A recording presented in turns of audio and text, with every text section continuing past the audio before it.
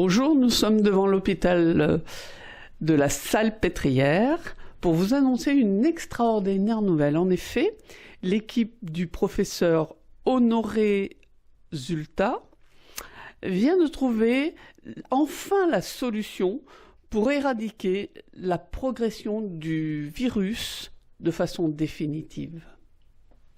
Donc, comme vous le savez, le gros problème qu'on a avec ce virus, c'est qu'actuellement, on n'a pas de solution pérenne pour éradiquer justement son évolution. Comment le soigner, comment le détruire? Après pas mal de recherches, nous nous sommes aperçus que finalement, ce virus supportait très mal la chaleur. Donc, dans nos services, avec plusieurs de mes collègues professeurs et biologistes, nous avons mis en place une méthodologie qui a fait ses preuves. Nous avons 98% de réussite avec très peu d'effets secondaires. Vous allez voir, c'est très efficace, ça ne coûte pas très cher et c'est facile à mettre en place.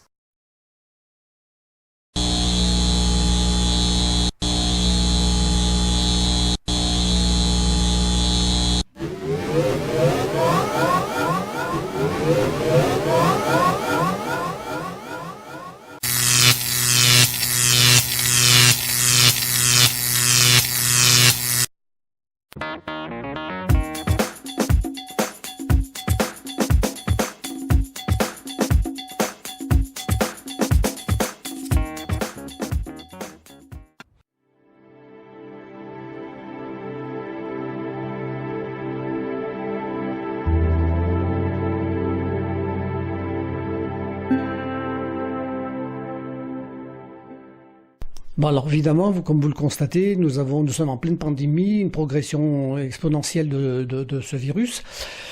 Il n'existe pas de vaccin. Les laboratoires travaillent d'arrache-pied, mais jusqu'à preuve du contraire, on n'a pas trop de solutions. Dans notre service, a priori, nous avons testé une méthode qui, a priori, porterait ses fruits. En très peu de temps, nous avons réussi à stopper, mais alors vraiment de façon extrêmement rapide, l'évolution de la maladie et de ce virus. Notamment, c'est les personnes âgées, parce que vous n'ignorez pas que la progression du virus est beaucoup plus rapide chez les personnes âgées qui sont faibles. Donc, si on veut éliminer cette progression de virus, eh ben, c'est très simple. Regardez, nous avons trouvé la méthode.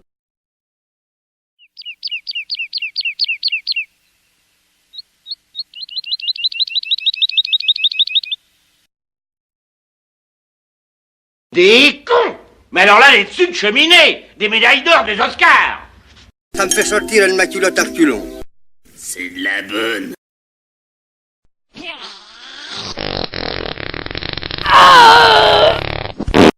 Mais dans notre service, nous avons mis en place une procédure qui va solutionner très vite, je pense, cette propagation de cette cochonnerie de virus. Nous allons vous faire voir. C'est une méthode très simple qui coûte très peu d'argent et qui est extrêmement rapide et qui donne des résultats extraordinaires.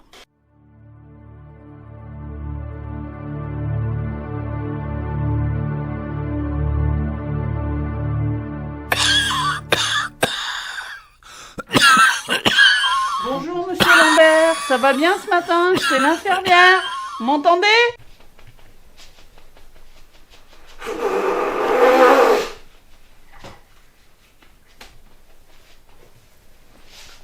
Ça va bien ce matin? C'est l'infirmière.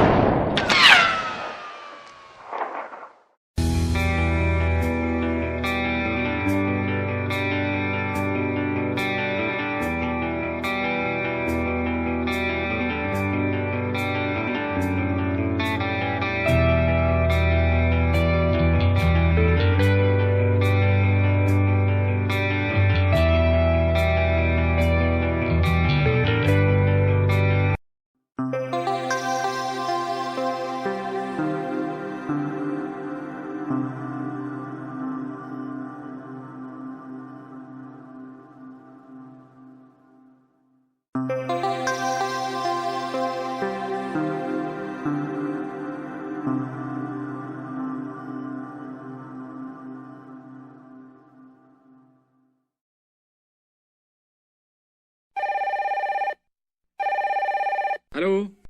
Allô, la police? Ouais, je vous appelle parce qu'il y en a qui des salopards qui trafiquent le papier cul sur Internet, alors je vous préviens, salut. Nous avons rencontré le directeur du service de répression des fraudes, en l'occurrence le commissaire Ville, qui, malgré un entretien plus que chargé, a bien voulu nous accorder un entretien. Alors, comme vous le savez, nous avons intercepté un camion de 25 tonnes de rouleaux de papier hygiénique. Et derrière cette livraison se cacherait une arnaque. Alors, où se situe cette arnaque? C'est justement la tâche qui nous incombe. Essayer de déterminer ce problème.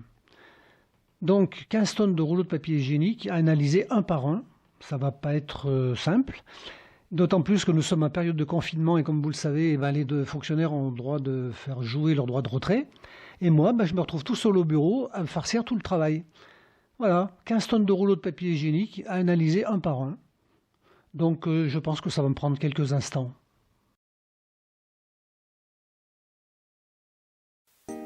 Ça fait 25 piges que t'es fonctionnaire, que comme les autres tu dépends d'un ministère. Tout le monde envie ton sort formidable, même si souvent ton salaire est minable. Tu es CRS ou agent des douanes, ou bien infirmière, ou bien enseignant des ânes. T'es payé pour faire tout ce qu'on te dit, mais t'es citoyen et quelquefois tu réfléchis.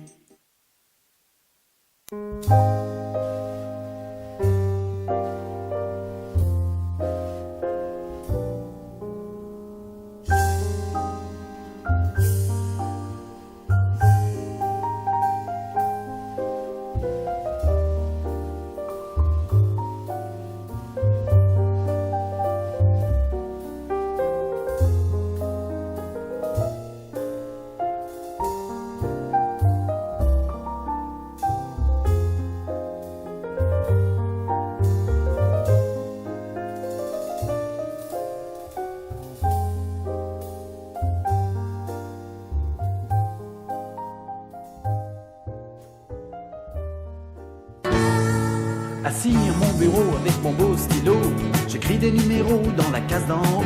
J'ai ouvert le radiateur, je me shoot à la chaleur, les pieds dans la moquette, la tête souvent ailleurs. Et comme dit ma crémière, j'ai pris le blues du fonctionnaire. Il est 8h31, j'enlève mon costume. À 9h moins 12, j'enfilerai ma blouse. À 10h moins le quart, j'irai prendre un petit noir. À 11h du matin, la pause sera pas loin. Même si j'en ai pas l'air, j'ai bien le blues du fonctionnaire. Je veux aller pisser, faut que je demande. Bon, et ben voilà, j'ai fini. J'ai mis 3 mois pour calculer tout ça. Et ben l'arnaque, finalement, je sais où elle est. Elle est là. Les 50% de papier en plus, c'est le rouleau. Voilà l'arnaque. On s'est fait avoir avec le rouleau. Et voilà. Eh chef, il n'y a plus de rouleau de papier là dans les toilettes, on fait quoi? Fonctionnaire.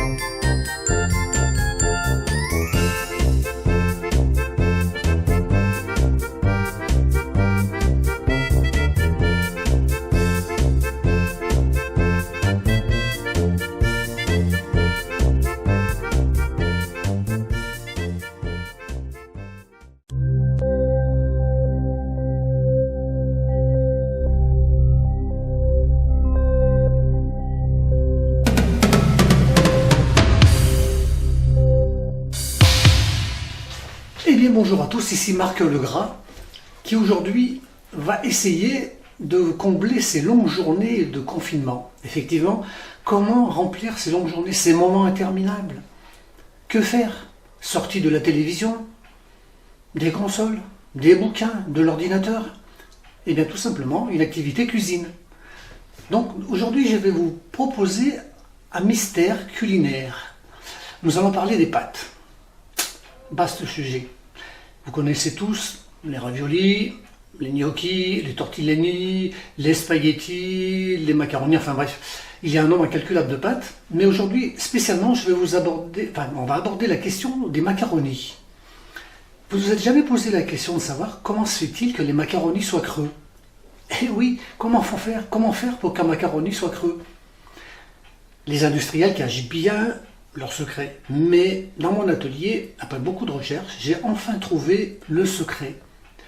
Pour cela, il nous va nous falloir quelques accessoires, une dose de patience assez considérable, beaucoup de temps et de minutie. Donc, les accessoires. Alors, les accessoires. Il va vous falloir une paire de gants, de préférence solides, style gants d'électricien. Des gants solides. Bon. Des gants, une paire de gants. Voilà, que je mets. Des lunettes de protection.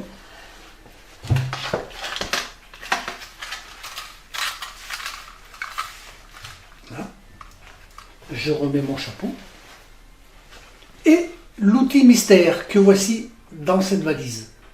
Donc, dans quelques instants, nous allons vous faire découvrir le secret des macaronis creux.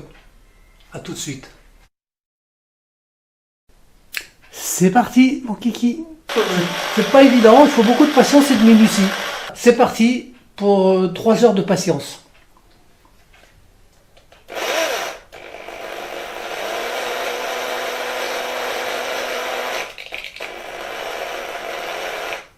Et voilà.